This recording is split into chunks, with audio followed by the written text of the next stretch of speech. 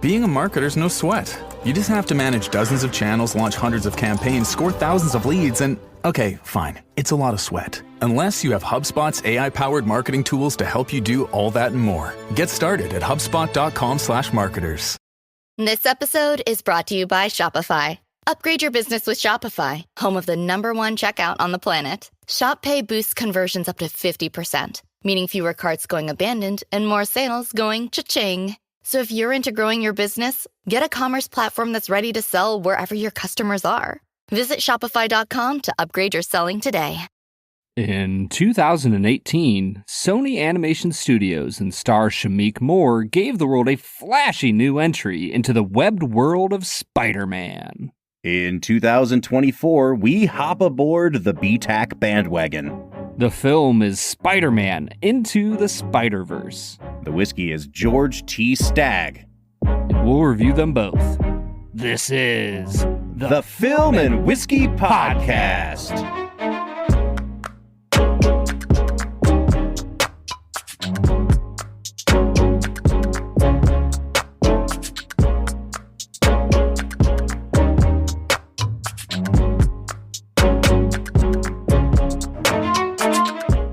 Welcome to the Film and Whiskey Podcast, where each week we review a classic movie and a glass of whiskey.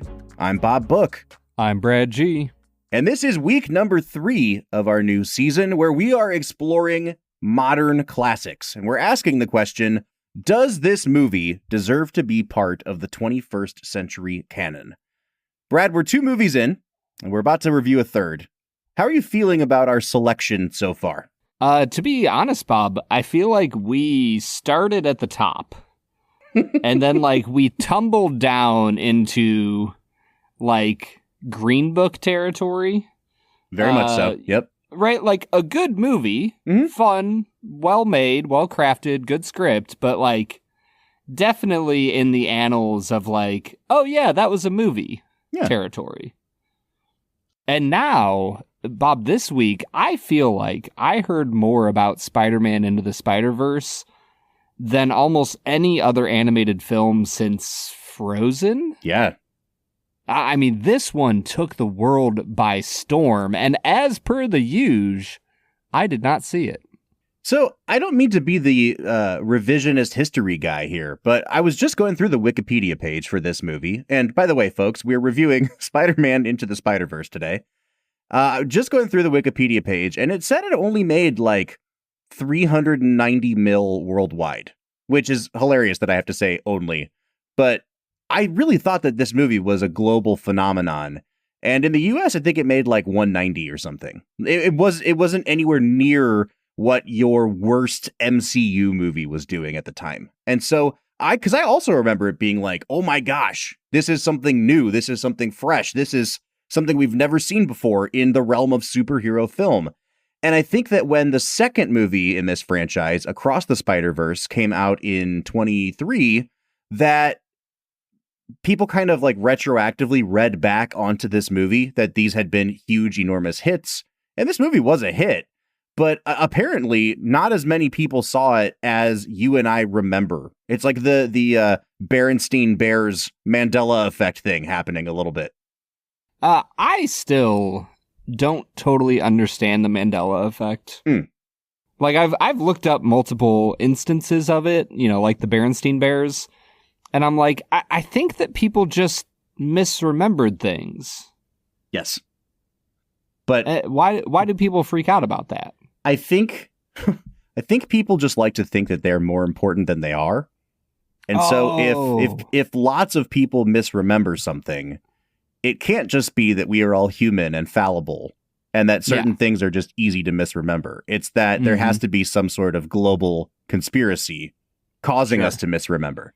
It's like the what was the Ashton Kutcher movie, the butterfly effect? Yes. Is that what's happening here? Dude, I'm so glad that you knew, because when you start a sentence with "what was the Ashton Kutcher movie," I got nothing. I don't know, man. You're on your own here. Have we ever reviewed an Ashton Kutcher movie on this podcast? I don't believe so, man. And we're going to keep that streak alive. We need to make that a priority, Bob. I don't think so. All right, dude, let's talk a little bit about Into the Spider-Verse. Brad, what is your history with this movie? You said you had never seen it, so was this your first time watching it? No, I still have not seen the movie. just coming in blind, baby. Truly blind. You're just coasting on vibes today. No, this was my first time watching it. Mm-hmm. I was able to watch almost all of it in one go. I think I had to stop for a little bit. I think that my first time with this movie being this viewing, I was thrown off by the animation style for a little bit. I still don't know if it's my favorite. I can see how a lot of people would like it, but I don't know. There was something about it that just didn't totally work for me, and that's like totally okay. I still think it's like a beautifully made movie, but I don't know if this is like too harsh out of the gates. I just don't know if I love the animation style. So I'm kind of with you, especially on my first viewing. I saw this movie in the theater, and I think I've told you this before, but the final stretch of that last battle in the particle collider legitimately gave me motion sickness. I've never had this happen in a movie before. I was seriously nauseous leaving this film. And I couldn't make heads or tails of what I had just seen because it was so much of a sensory overload. But I do remember the uniqueness of the animation style. And this is something that came up again last year with the sequel film. I think we might as well, even before we dive into Brad Explains, let's talk a little bit about this animation style, why it may or may not work, because it really does set the tone for the whole conversation we're going to have today, because this is the animated Spider-Man. Like, this is the one we're going to talk about. It's what sets it apart from other Spider-Man films. The fact that they're live action and this one is not. So at one point, this movie had 177 different animators working on it. It is like, whether it looks cheap to you or not, Brad, and I bring that up because at one point you sent me a text that said this movie looks cheap. And I kind of get what you're saying, but it's also like, well, it might look a certain way, but it looks that way on purpose, because I know you don't have that many people animating unless there's an intent behind it. One of the cool things this movie does is that they call it stepped animation or stepped motion, where they will animate certain elements or certain characters in a scene in 24 frames a second, which is your standard frame rate for animation. Because it's like where your eye can stop perceiving the differences between frames and it all flows fluidly. Other characters they animated in like either 18 or 12 frames per second, so that they were only moving every other frame, and it gives it kind of that jittery, stepped look to it. And I like it's kind of disorienting, and you kind of notice that it's happening, but you can't put your finger on it, and then you read about it after the fact, and you're like, oh, okay. They do it a couple times in this movie to really good effect. They animate the main character, Miles Morales, in 12 frames a second, and all the other Spider-Men in 24 as a way of showing like how much more fluid they are with what they're doing. It's interesting, but again, like, it's such a different, unique, sometimes weird, sometimes off-putting animation style that I can understand why someone's visceral reaction to it is like, this, I don't like this. Yeah, it reminds me of when I went to see the first Hobbit in theaters, and it literally felt like Bilbo was in like 1.5x, like sprinting around his little hobbit hole. Because of the high frame rate thing. Yeah. And so I kind of experienced that in this movie, but like you said, it was like half the screen was going too fast and half of the screen was going too slow.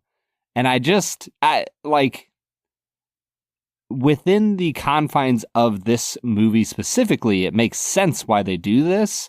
I just don't know if it's totally for me. Yeah, and that's totally okay. You know what I mean? Like, there's elements of this movie that are so influential now that I've seen them replicate this when the most recent Puss in Boots movie came out that was nominated for Best Animated Film last year. They do this exact same thing with the frame rate. There's a movie coming out, or that has just come out, called The Wild Robot, and they really replicate the sort of watercolor look of that children's book, but it reminds me a lot of how they do the weird textures on things in Spider-Man. Inside Out 2, a movie that I really like. Pixar, it's kind of crazy that Pixar is now like following somebody else's trend, but there are characters in that movie that are animated in traditional 2D animation styles that are just like pasted into the 3D world of Inside Out. So within this movie, you've got the frame rate thing.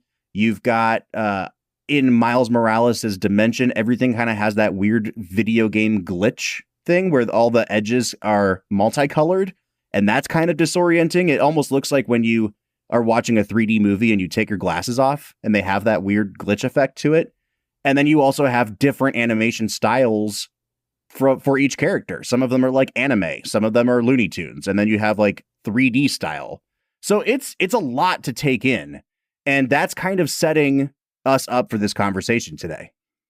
I was going to say, you mentioned the animation style, the fact that it is animated as setting it apart from all the other Spider-Men. I think the real thing that separates it is the fact that we have John Mulaney in a Spider-Man movie. Not just in a Spider-Man movie, as Spider-Man. Yeah. Oh, Spider-Ham. He is technically. Yeah, I keep forgetting. Is it Spider-Ham or Spider-Pig? Spider-Ham. Spider-Ham. Okay. Yeah. I think Spider-Pig, anyway. You're thinking of Homer Simpson holding the pig up to the ceiling. Yeah. Does whatever a Spider-Pig does. Yeah, okay.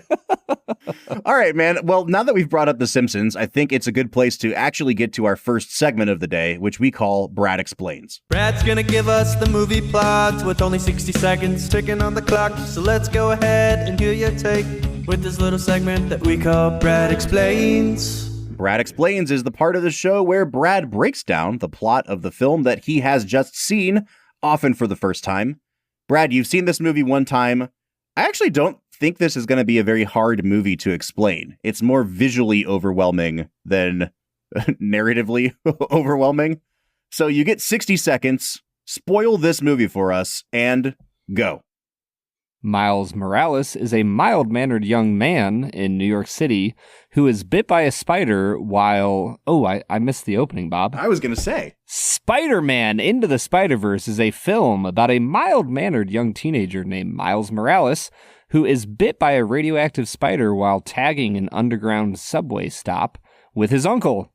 He becomes a new version of Spider-Man, soon upon which realizing that the real Spider-Man needs his help, and in the process of helping him, the real Spider-Man dies. Killed by Kingpin, Miles seeks to undo the damage by enlisting the help of 5 other spider versions who have entered into his realm because of what Kingpin has done to try to bring his dead wife and child back. Training ensues, battles galore, and at the end of the movie, Miles Morales has embraced his new role as Spider-Man. Okay, where shall we start? I think maybe a good place to start is to just give a little bit of context around the production of the movie. So this movie is produced by Phil Lord and Christopher Miller. Lord and Miller have become pretty famous film producers over the last decade. They are comedy producers and directors originally. They kind of made their bones with the 21 Jump Street movies, which were like, I don't know how to quite explain it. What do you call those? Revisionist, I guess. 21 Jump Street was a sitcom with Johnny Depp, or not even a sitcom. It was a drama, a police drama with Johnny Depp back in the 80s. And they made it a buddy cop, stupid, funny movie with Channing Tatum and Jonah Hill. And those movies were really successful. So then they're like, hey, Lord and Miller, what do you want to do now? And they said, let's make the Lego movie. Then they make the Lego movie and all of the Lego spin-off movies.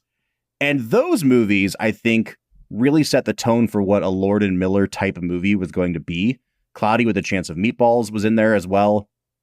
These are Is this like a Bruckheimer and Don Simpson type of duo we're talking about? Kind of, in that they have like their own house style. Like these are mile-a-minute joke movies. I actually really don't like the Lego movies at all because it's too much. It's like the way this movie is visually overwhelming. They're doing so much so frenetically with the comedy in those movies that it's like if we throw 87 jokes at you per minute, one of them has to land, right? And that's the style of those movies. And I kind of remembered some of the more, for lack of a better term, Marvel-y humor in this movie kind of bleeding into that Lord and Miller style. And I have to say, like, just to start here, Brad, what I found really refreshing was yes, there were a couple of those moments. There was almost that like Deadpool style humor where they're breaking the fourth wall and acknowledging things like, can we legally say that in this movie? And I kind of roll my eyes at those, but I found it refreshing that this was neither a Lego movie nor an MCU movie in terms of how they approached the humor.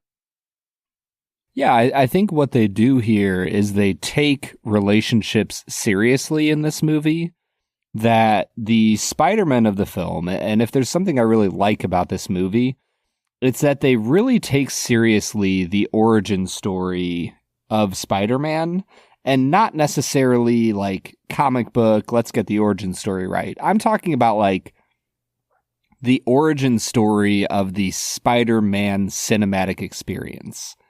Like, at this point, if you make a new Spider-Man movie, the first time your new Spider-Man, like, gets the hang of swinging, he has to let loose with a massive, like, woo, as he's swinging, because Tobey Maguire did it, and he did it so well.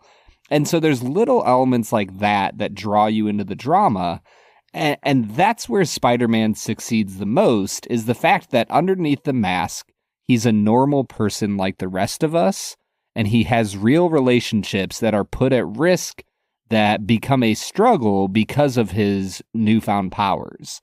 And I think that they capture that, like, subtext, the foundational element of what makes a Spider-Man movie a Spider-Man movie. They capture that really well here. Yeah, I mean, I don't mean to make controversial statements, but I'm going to. This is by far the most successful kind of rendition or iteration of Spider-Man as a character since the first or second Raimi Spider-Man, especially in just echoing and capturing that Peter Parker is a genuine loser. He's really sad. He's unsure of himself. He doesn't trust himself. He's bad around girls. He feels in this movie, he's like socially awkward because he's in a new environment where he feels othered. And, you know, like the Tom Holland Spider-Man movies never captured that. Like, Tom Holland was an awkward teen, but like a pretty cool guy. And the Andrew Garfield movies, I don't even want to talk about how they portray Peter Parker. Like, well, I was going to say, the Tom Holland one, they gave him a more awkward, less cool sidekick. Right. You know, to make him look cooler. Yeah, so it's hard to imagine him as the nerdy one. Like, the Tobey Maguire ones, you know, James Franco is the cool guy who, like, stoops down to befriend Peter Parker. Mm-hmm. Well, I mean, I think the best analog to this movie in terms of what we can compare it to is the first Tom Holland one, Spider-Man Homecoming, where so much of that film is built around his high school experience and asking a girl to homecoming. But it never captured, like, both the cringe of knowing that a guy is about to blow something when he's talking to a girl, and also like that, oh man, I remember what this was like. You know what I mean? Like, I so sympathize with this kid. And the second you get Miles Morales in this movie putting his hand on Gwen Stacy's shoulder and trying to do the hey, and it just not working at all, it's really funny, but it's incredibly endearing. And I think even before we get to anything else surrounding this movie, I think the reason this movie succeeds is that they capture that again, which was something we hadn't really seen since Raimi. Yeah, at the end of the day, like, there's a really beautiful characteristic of the Spider-Man, the world of Spider-Man, that this is I don't know how I want to phrase it. Like, it's not a perfect world. Like, this isn't Superman, who's perfect in every way and can solve every problem.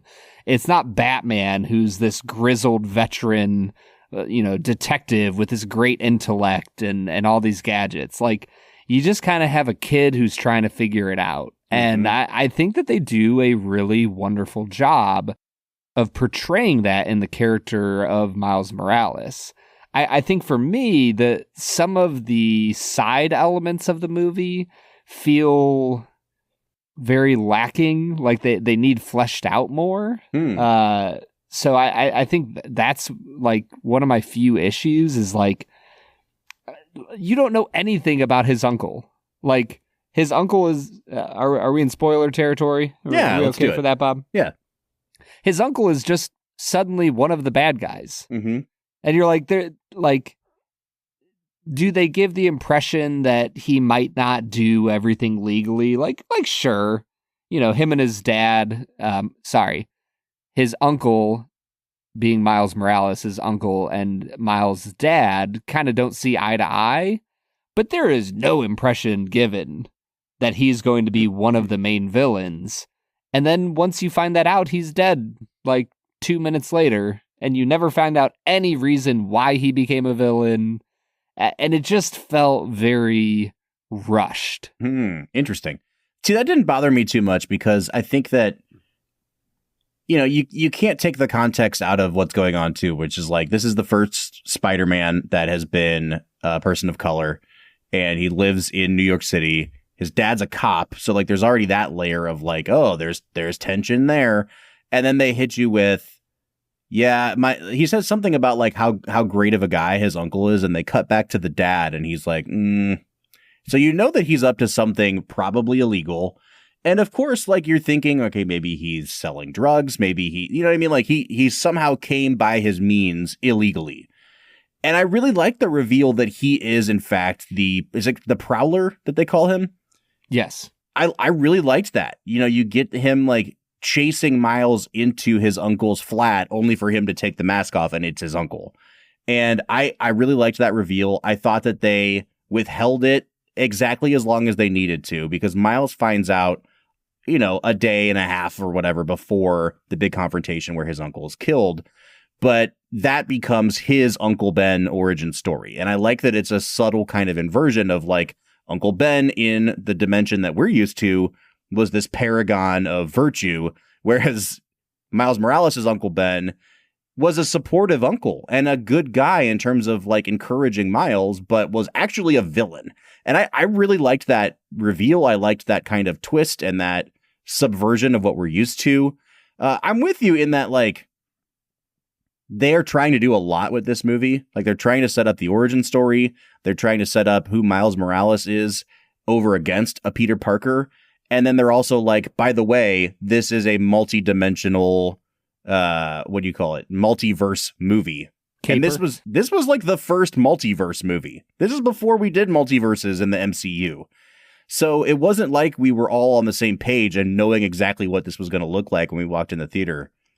I don't know, Brad, like, now on the other side of all of this multiverse stuff, and I know that you're not a big MCU guy, do you feel like they did a good job with the mechanics of the interdimensional stuff? Oh, 100%. I think that they do the perfect amount of not explaining. Yep. Like, all they do is explain why Fisk is looking to make this happen, Kingpin. Like, and that's all you need. At the end of the day, unless you are writing a true science fiction movie, in which case then you would be interested in the how, the only thing a writer, in my opinion, esteemed screenwriter that I am, the only thing that I think you should care about when it comes to technology is not how it works. It should be why it is coming into existence in the first place. Yeah. How does this affect the movie? Yeah, exactly. And the character of Kingpin lost his wife and child in traumatic fashion, and that is why he tried to create this particle collider to open up a multiverse and suck in another version of his wife and kid so that he can have them back in his life. Yep. I'm like, yeah, that is an understandable reasoning. And honestly, they don't go any further in developing Kingpin's character, and they don't need to. It's kind of brilliant how, like, some of these characters are, frankly, underwritten, but I wouldn't call them underwritten because they give them exactly as much backstory as you need. Like, the Doc Ock character in this movie is probably the most underwritten character of all of them, because you just don't know anything about her, except that she's a kooky scientist. And it's like, yeah, that checks out. Like, I've seen enough Spider-Man movies to know kooky scientists are a thing in this universe. So I really do think that while they're trying to do a lot, there wasn't really a point in the movie where I found myself saying, oh man, I wish they'd developed that more. They spend exactly as much time as they need to on pretty much everything here. Yeah, and it's an interesting view of the world. The underlying picture of the world is like, no matter what happens, in a world where Spider-Man exists, there are going to be people who rise up as villains in his world.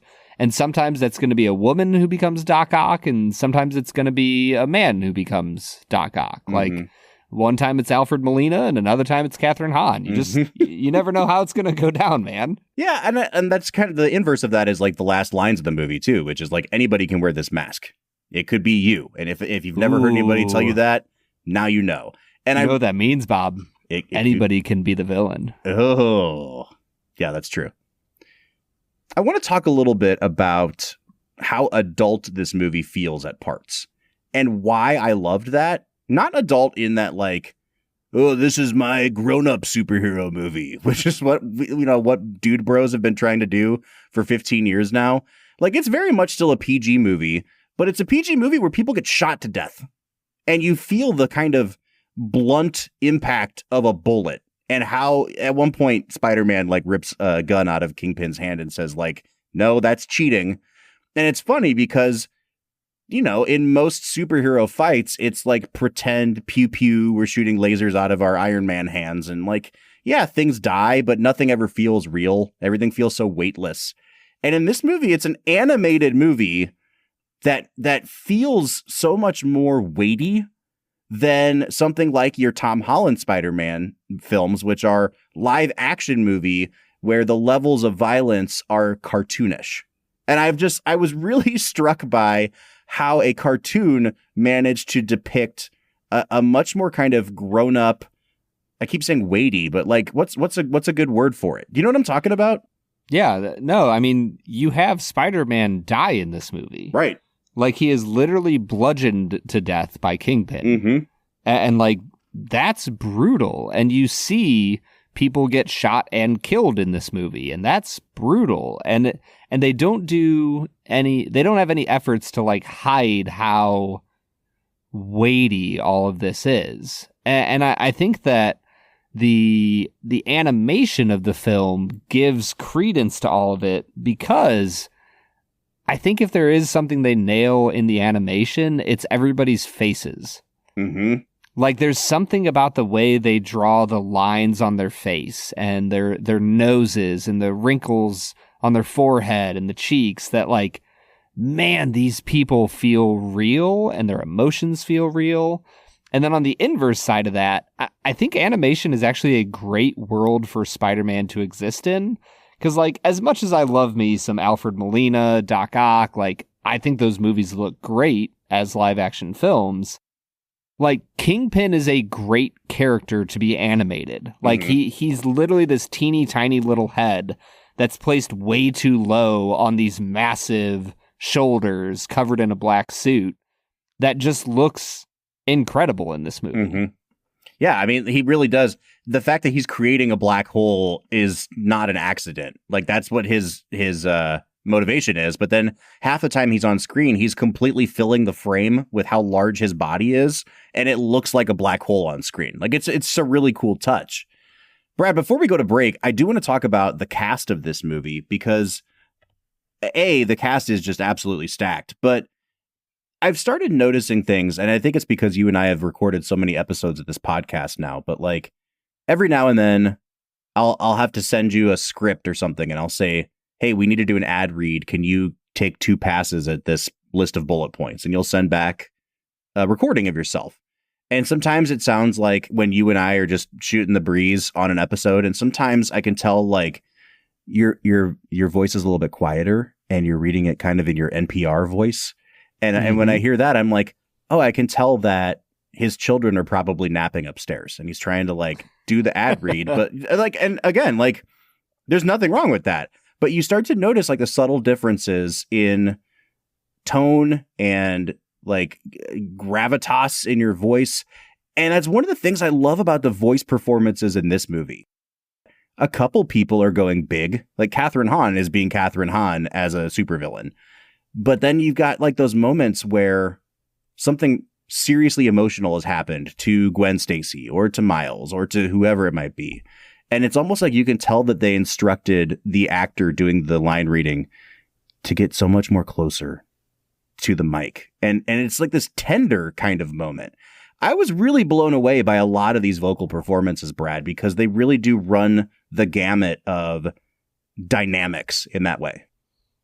Are you a big New Girl fan, Bob? I like New Girl a lot, and I hope that this is going where I think it's going, Brad.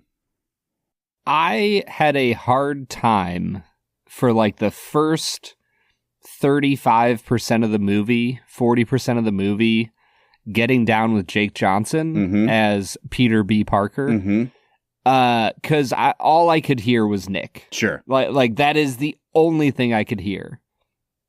And somewhere around the halfway point of this movie, he transformed into like the perfect older, got a bit of a beer gut Peter Parker. And I completely, like, he just transformed into Spider-Man for me, and it was perfect. It is an unbelievable performance, dude. And I think part of it is because he's not doing Nick Miller in the first half hour, but they're having him be way too jokey, way too flippant. I mentioned Deadpool a little bit ago. They're having him do, like, the Ryan Reynolds Deadpool shtick for the first half hour. And I was not down with it either. And it's kind of once you start to realize that he's doing that jokiness as a way of pushing aside and pushing away his own inner demons as a character. Even when he's narrating to us, the audience, you don't realize he's doing that at first. And once his story starts to unfold a little bit and you get those vulnerabilities that Jake Johnson can bring to this character, even like the most obvious line reading at the very end of the movie, where Miles wants to send him back to his world, and he seems like hell-bent on not going back because he's scared. And you know that the line about it being a leap of faith is going to come back. But the way he delivers it is such a little surprise. Like, you think he's going to go, "You're right. It's a leap of faith." like an acknowledgement of, I see what you did there. And he doesn't do it that way. He does it in a much more tender way. And yeah, dude, I was like honestly floored at how good his performance was. It made me realize that the reason I like him so much in New Girl is because the moments where he is being emotionally vulnerable in the character of Nick, he freaking nails. I don't want to be vulnerable, but I have to be. Like it is such a talent of his. And so I think he is the perfect casting for old, out of shape Spider-Man who's just trying to get by. I do think that like if we're doing like a tiers list of performances in this movie, he is tier 1 and 2. And then everyone else is kind of beneath him. I have nothing against anyone's performances. I think they're all really, really good. I think that Brian Tyree Henry as the dad is really good. I think Mahershala Ali as the uncle is really good. I think Miles Morales is really good. And, you go down the list and you're like, wow, they have Liev Schreiber in this movie too? That's crazy. Like, there's just so many actors here. But the one that stood out to me above everybody else was Jake Johnson. I have a question for you, Bob. There is some very clear sexual tension between Gwen Stacy and Miles Morales. Yeah, there is. But like being the Spider-Men of their respective universes, is there something weird? Like is that a little bit off if they're trying to get it on? Well, see, then what you're asking is, are you having sex with yourself at that point, right? Essentially. I mean, pretty much. Here's the real question, Brad. Is it cheating if she's from another dimension? That's the moral quandary of this movie. It's like the if you're 2 states away, it's totally exactly. Okay. If she's from an alternate dimension, who's gonna know? I can date whoever I want. All right, man. Before we go to break, anybody else in this cast list that you think is worth mentioning? I mean, I think Shamik Moore is great as Miles. I think Haley Steinfeld is really wonderful as Gwen. I think it's hard to dive into anybody else because the only people who are given anything meaty are Shamik Moore and Jake Johnson. I think Haley Steinfeld does as much as she can with the part that she's given. And so, yeah, I mean, I think she does great, but I mean, I don't know. What are your thoughts on Shameik Moore? Where are you at with him? I think he's great. And I don't know anything about him outside of these two films. So I don't know if he's like a really great actor. I think the fact that he feels unseasoned in this works perfectly for the character. And I'm going to give him the benefit of the doubt and say, like, he's so talented as a voice actor that he can impart that onto the character. Whether or not that's true, maybe he's just really green as an actor. I have no idea. But it works for this character. It's a really great, again, vulnerable, open, awkward, like just a perfect, however old he is, 15-year-old boy. Like, it's just, he nails it, man. Yeah. Well, let's take all these good vibes, and I think it's time for us to dive into a well-seasoned veteran in the world of whiskey. Are you excited to drink some George T. Stagg, Bob Book? You know I am, man. Let's get to it. This episode is brought to you by Shopify. Upgrade your business with Shopify, home of the #1 checkout on the planet. Shop Pay boosts conversions up to 50%, meaning fewer carts going abandoned and more sales going cha-ching. So if you're into growing your business, get a commerce platform that's ready to sell wherever your customers are. Visit Shopify.com to upgrade your selling today.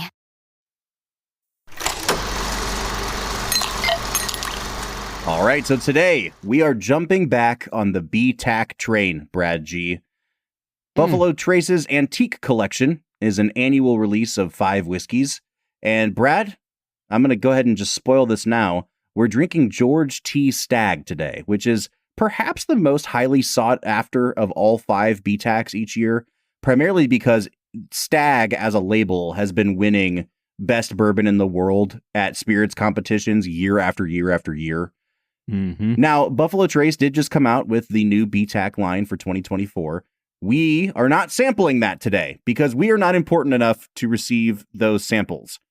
But I thought it would be fun to A, get our hands on, and B, review the BTAC line from last year. Our motto here at Film and Whiskey most of the time, when we're not making up dumb other mottos, is that we understand that the average consumer will only try a brand or a label of whiskey one time.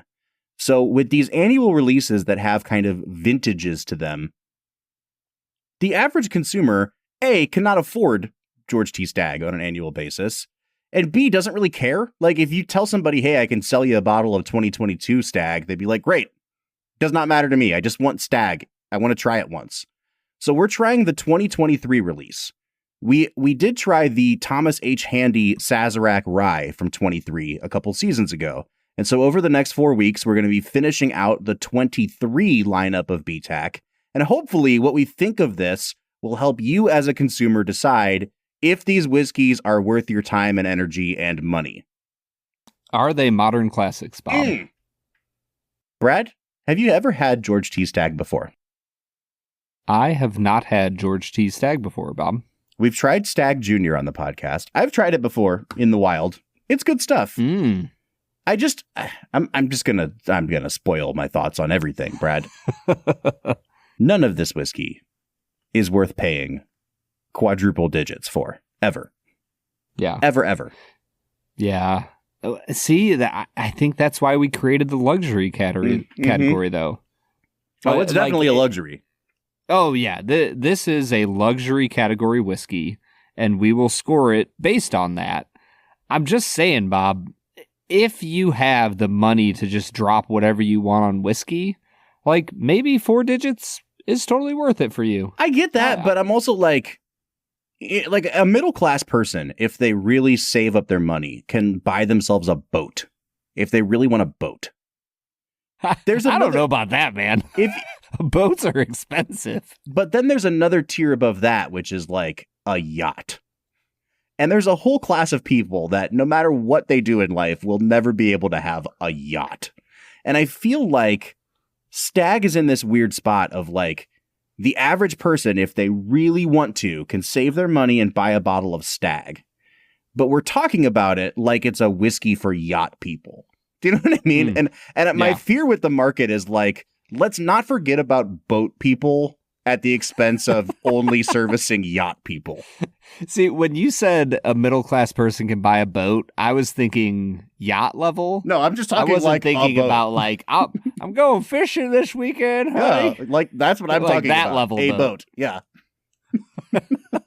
Did you ever read that article about yacht, like billionaires with yachts, where there are people who they hire to work their boats that just live on the boats? They stay on the yacht all year long.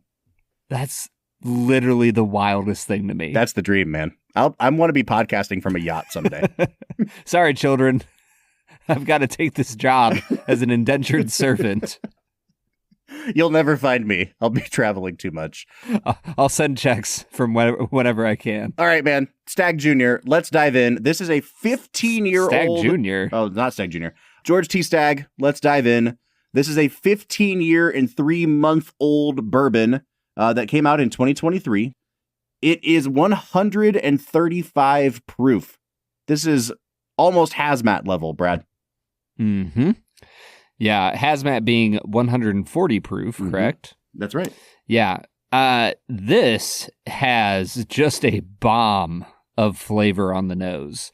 There is some anise, there is molasses, and the longer I let it sit in there, and the more I kind of blew out some of the ethanol, which is plenty. There is some honey, there's some craisins, there's a little bit of brown sugar. This is a beautiful nose that is not overpowered by the age. I'm going to give it a 9 out of 10, Bob. Yeah, I'm almost there with you. I think I'm going to be at an 8.5.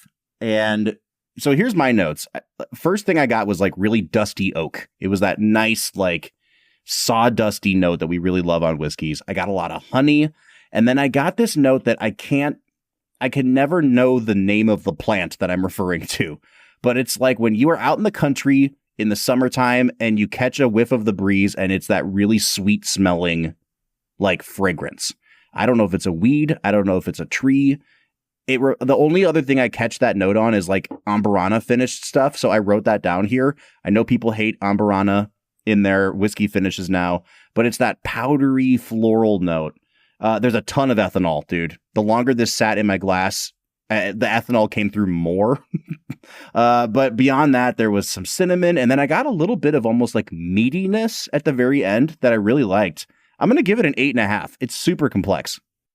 Bob, when I got into the palate here, my first note, and I know this is a reference you understand because I explained it to you the other day, the viscosity is over 9,000. Oh, interesting.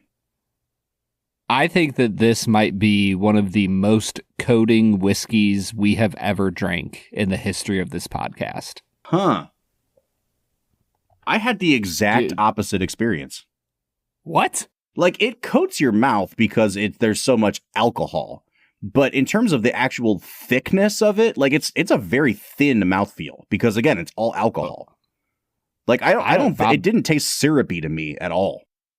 Oh, I don't know if we drank the same whiskey. I literally just checked the label on mine. I was like, oh my gosh, did we drink the same thing? Oh, dude, I thought that there was, like, this was literally one of the thickest whiskeys we've ever had. As far as flavors go, I got nutmeg and clove and like all the baking spices. It reminded me of fresh bread right out of the oven. There is some caramel. There's brown sugar. There's honey. Once again, the craisin almost turned into a raisin type of vibe. Like it almost tasted like I was having like cinnamon raisin bread at one point. I think that this is the epitome of what bourbon can be on the palate. And I'm going to give it a 10 out of 10. Wow.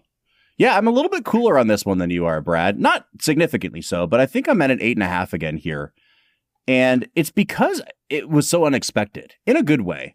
But your note of raisin, I think, is really, really good. Not just because it echoes raisin, but it actually mimics that sort of almost bright, not quite sour, but like fruity tartness when you first bite into a raisin before those sugars come out.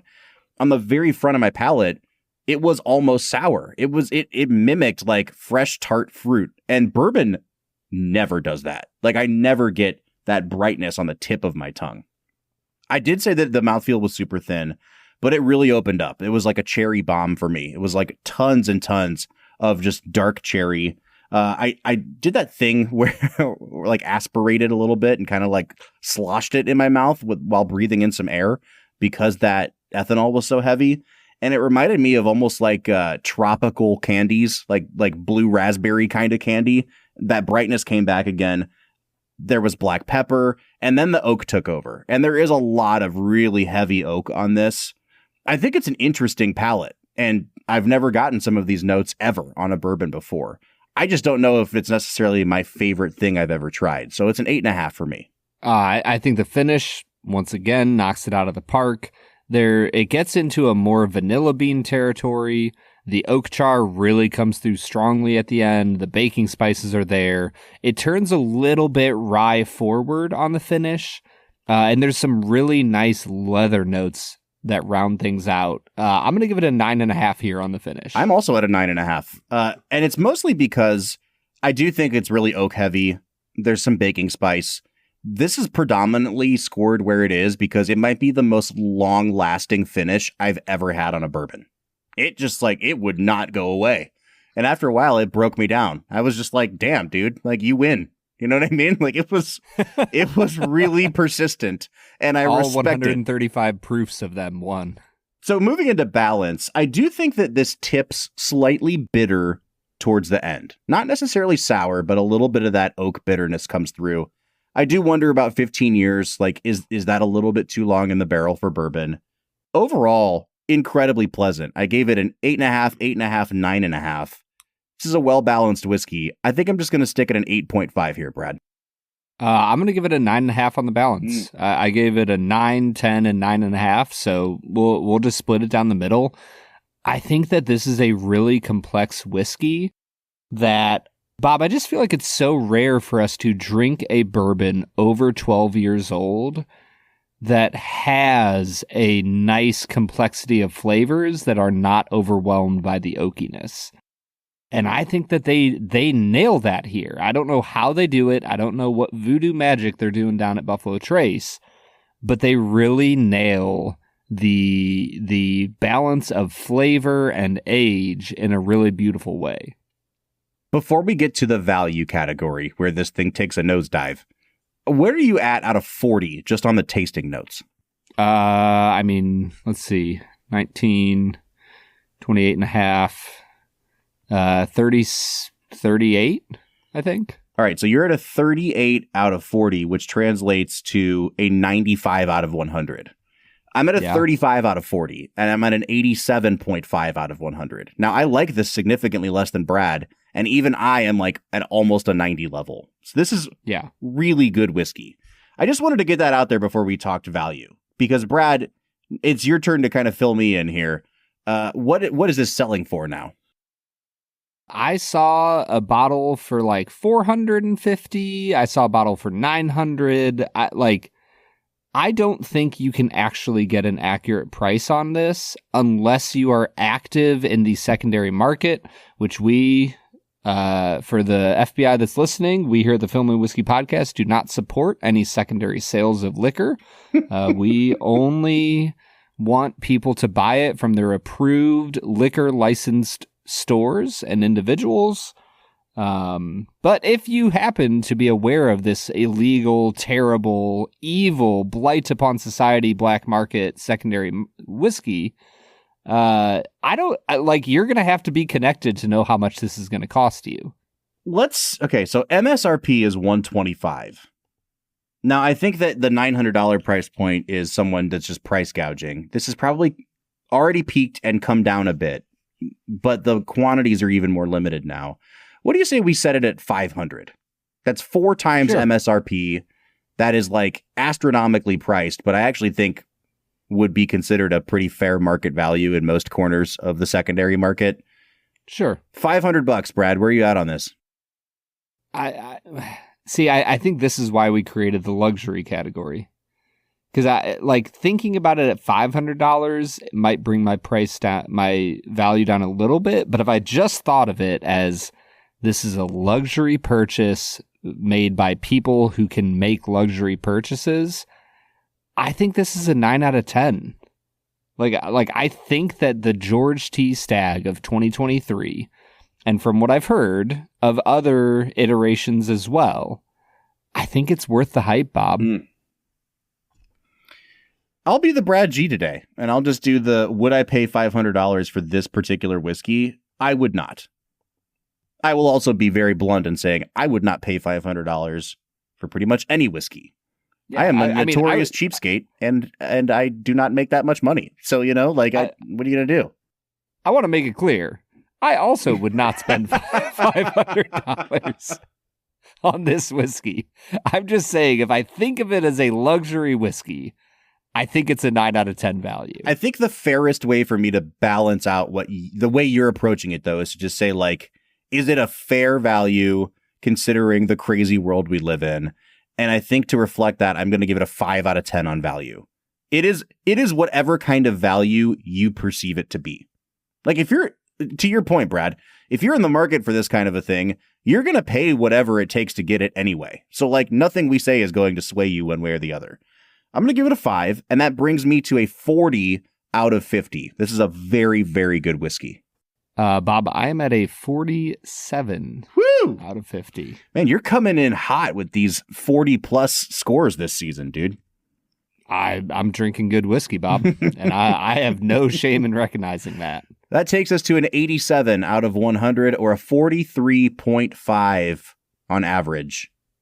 This is a no-brainer recommendation, man. If you can find a pour of it somewhere, it's a great luxury bourbon. It just is.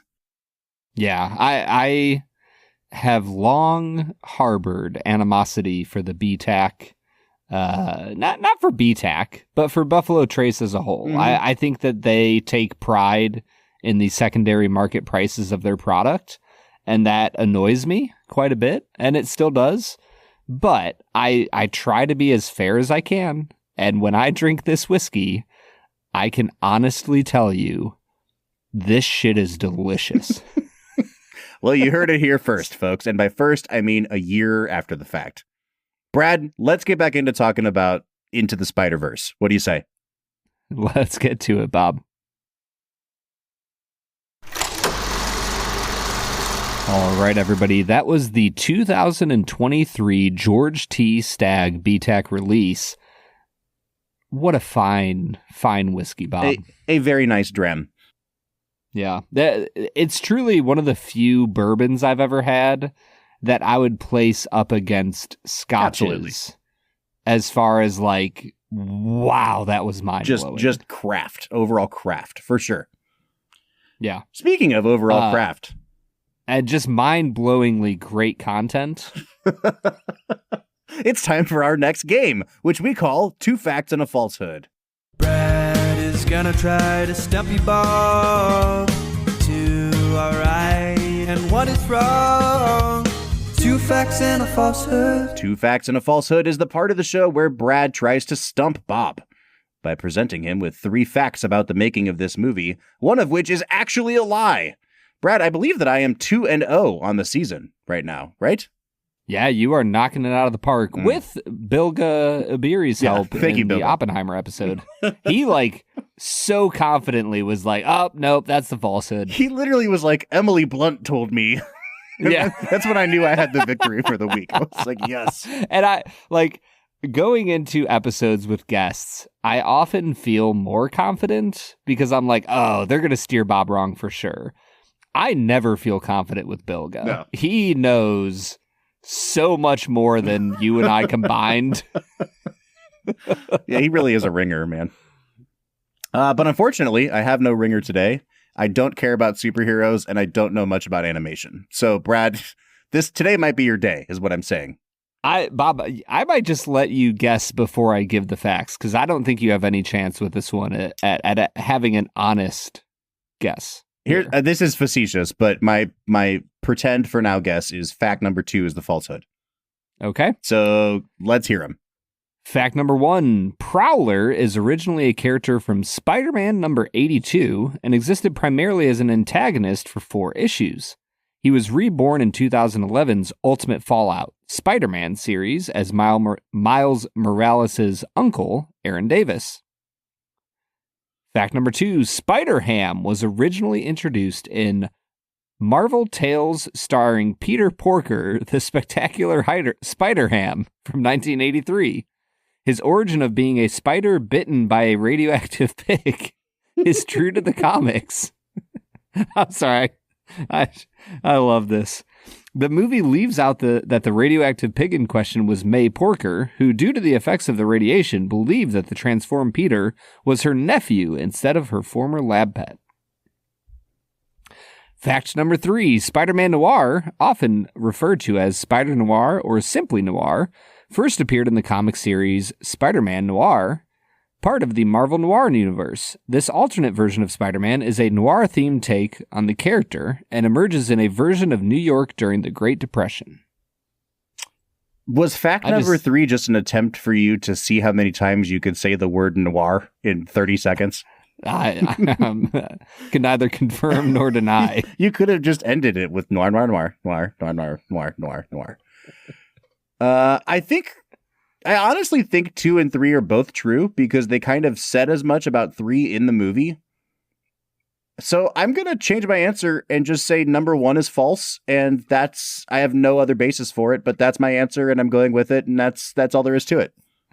Bob, you are 3-0 on the season. Yes! I couldn't help it, man. Reading about, I copied the Spider-Ham thing and I thought it was a good one. And then as I'm reading it, I couldn't help but laughing. You almost had me too, because you do like to laugh at your own jokes sometimes. So I was like, oh man, was this a Brad creation? But Marvel Tales starring Peter Porker. Well, it was when that was the part that got me. It was when you said Aunt May Porker in the second sentence that I was like, oh, this must be true. Yeah, to name Aunt May Porker is that's a bold move. All right, man. We're almost at an hour into this episode. I don't have too much more to say. I think this is a really, really good movie and shockingly raised my opinion of it. I think partially because I was able to watch it on a smaller screen this time.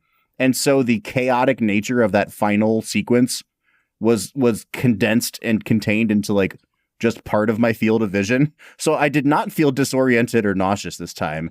And fun fact, that really helps you appreciate a movie more. Yeah, it's weird how nausea does not contribute to your final score when thinking about a movie. It's weird how that happens. I mean, it could contribute very negatively, but luckily that's not happening today. Yeah, I'm curious, Bob, coming away from this, is this your second time or I don't know, is this your 18th time? No, I have not watched it since that theater going experience. And I was at a 6.5 on this movie. It just it didn't do it for me the first time. I didn't quite get why everyone fell in love with it. I probably had some sort of Marvel hangover too, where everything was still getting praised like it was some revolutionary piece of cinema. And now watching it, I do think that in a lot of ways, the animation style is more revolutionary than I realized at the time because of how many copycats have come along. But where the movie really succeeds for me is in capturing what I love about Spider-Man anyway. It is the awkwardness, it's the teenageriness of him, but it's also in that final sequence when he's really come into his own and he's about to defeat Kingpin, and you can tell that he has complete control and confidence in his powers.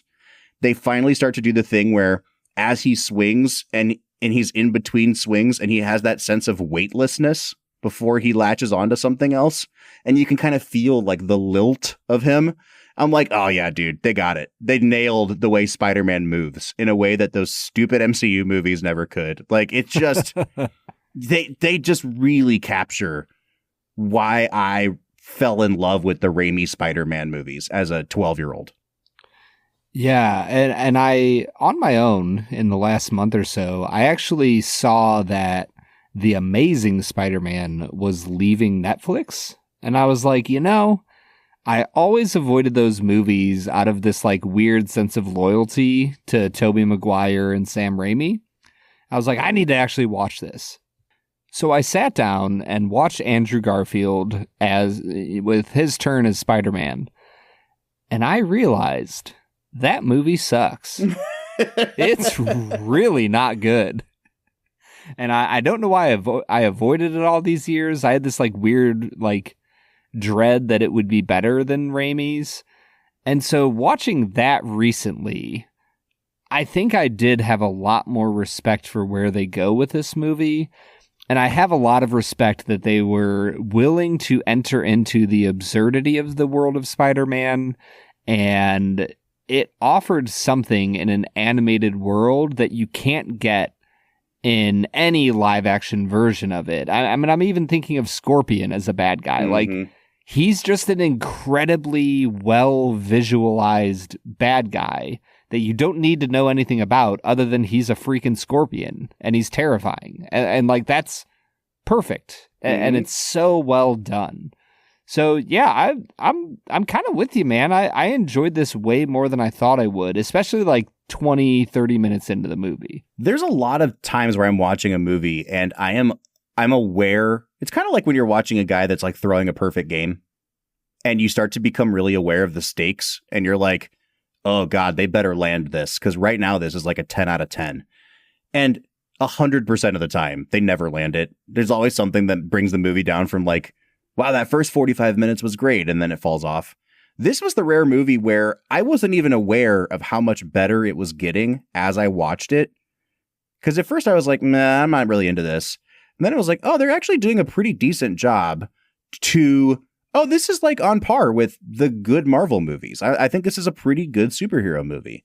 And then by the end of the movie, the last 5 minutes, I was like, hell yeah. Like, this is what I want in a suit. And it wasn't until I said hell yeah audibly to myself in a room that I was like, oh, I think I really love this movie. This is way better than I was expecting.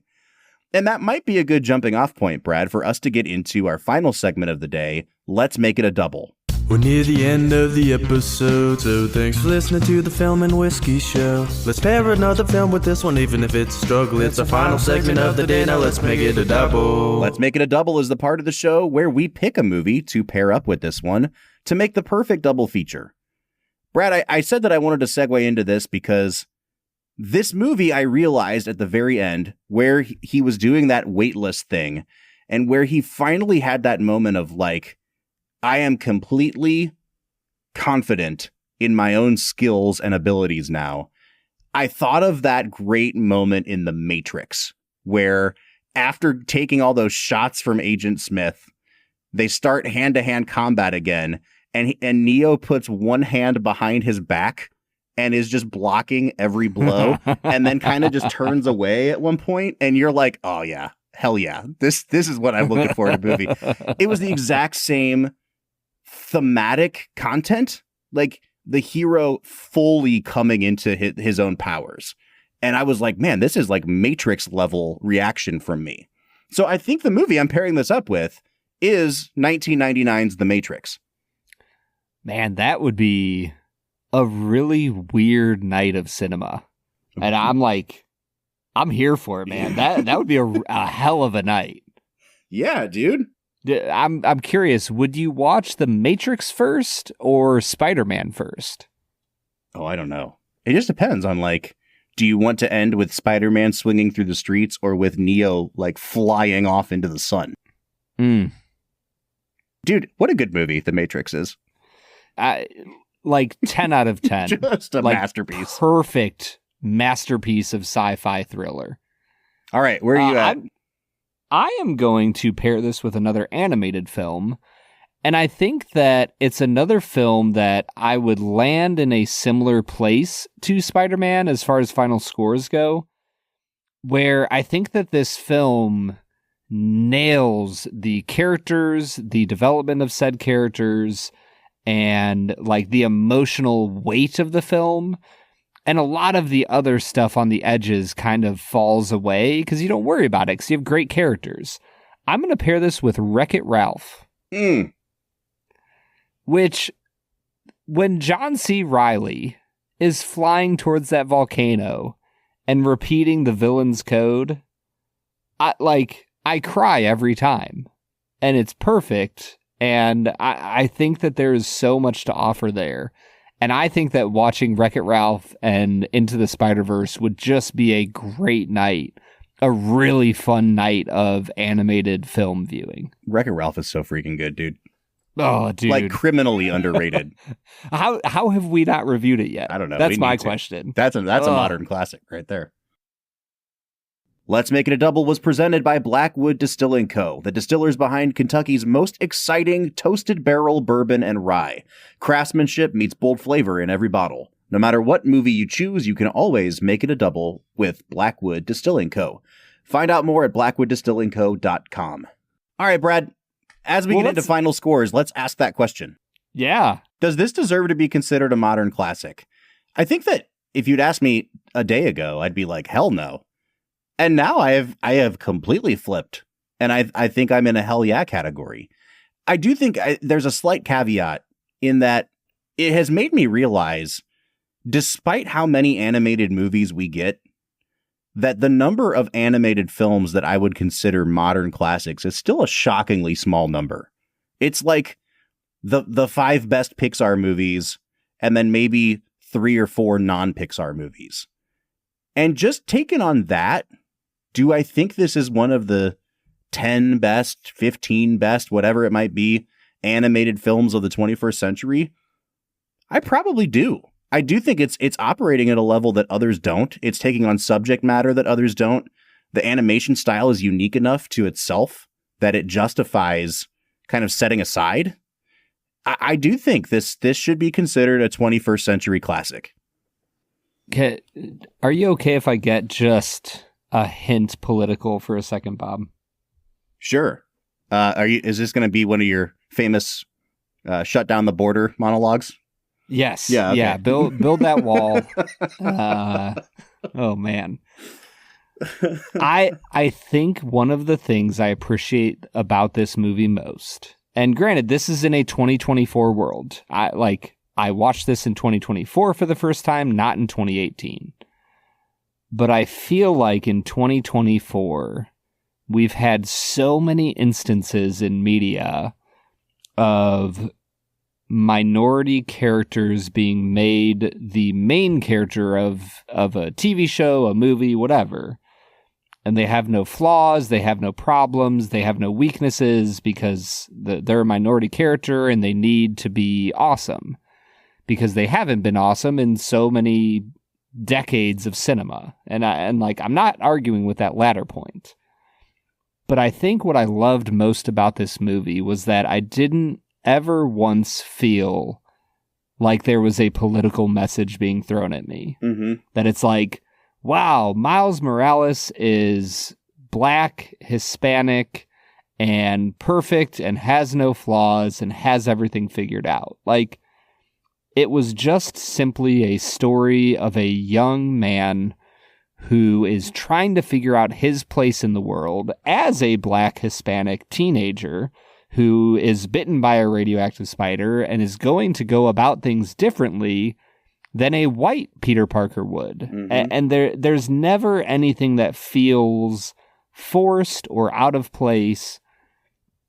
And I think that my 2024 self almost felt a little on edge, like waiting for the political message to hit me across the face. And it never came. And I was like blown away because they just simply focused on character development. And I think they nailed it.